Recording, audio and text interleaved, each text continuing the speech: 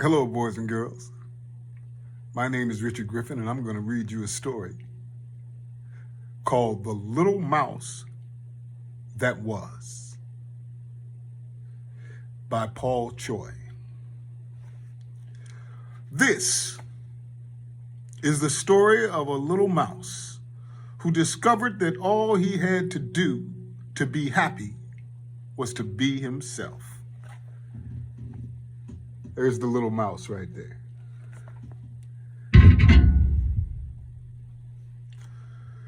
There was once a little mouse who lived in a little hole. The little hole was in a little tree, and the little tree was in a little woods. The little mouse had never met any other mice, and because there were no mirrors in his little house, he had no idea who or what he was. But one thing the little mouse was completely sure of.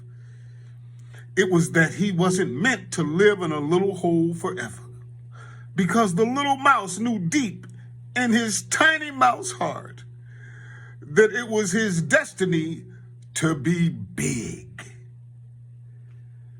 So one day, the little mouse decided to leave his little hole and discover the world. He packed a little bag full of all his important mousy things, and off he went, fast as his very little legs could carry him. And many days of traveling, he came to a zoo. It wasn't actually very far from his little wood, but this mouse had only very little legs, so everywhere seemed like quite a long way. The little mouse had never seen anything like the zoo before, so it was different from his little hole.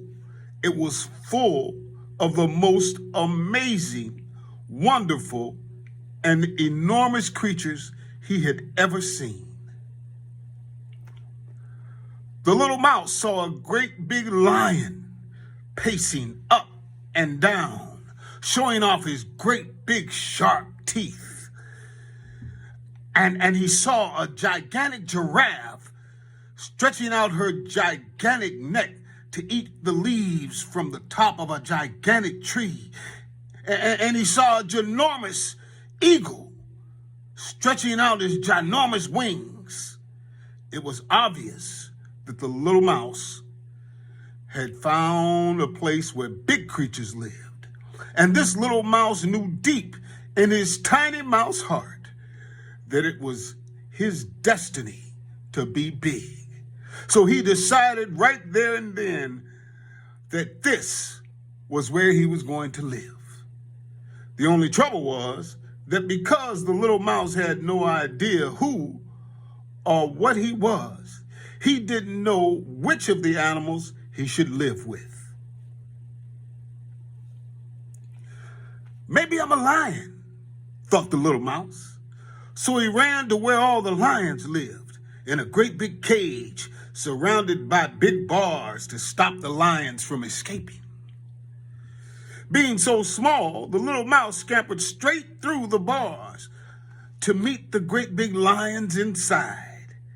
Taking a great big breath, which actually wasn't very big if you were a little mouse, he let out the biggest roar he could. But because he was such a little mouse, it came out as a tiny squeak, and all the lions fell about laughing. Thought the little mouse. Maybe I'm not a lion. Maybe I'm a giraffe. So he ran to where all the gigantic giraffes lived, in a gigantic cage surrounded by a gigantic fence to stop the giraffes from escaping. Being so small, the little mouse wiggled straight through the fence to meet the gigantic giraffes inside. Standing as tall as he could, he reached for the leaves on top of the gigantic trees, but he couldn't even on his tiptoes begin to reach the grass growing around the trunk of the tree. All the giraffes were laughing. In that case, the little mouse thought, I must be an eagle. So he ran over to where the ginormous eagles lived, in a ginormous cage covered with a ginormous net to stop the eagles from escaping. Being so small, the little mouse easily slipped straight through the netting to meet the ginormous eagles inside. Trying to fly, he jumped in the air and flapped his little mouse legs as fast as he could. But try as he might, he just kept falling over on his bottom. All the eagles fell about laughing. There are the eagles laughing at the little mouse. Just then, the zookeeper came along to close the zoo for the night. First, he went to see the great big lions, who were still laughing at the little mouse's feeble roaring. The zookeeper put a great big lock on the big bars to stop the lions from running around and exploring the countryside. Next, he went to the gigantic giraffe, who was still laughing at the little mouse.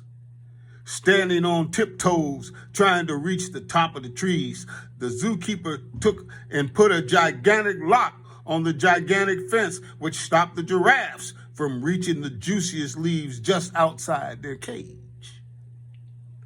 Lastly, the zookeeper went to the ginormous eagles, who were still laughing at the little mouse trying to fly and falling on his bottom.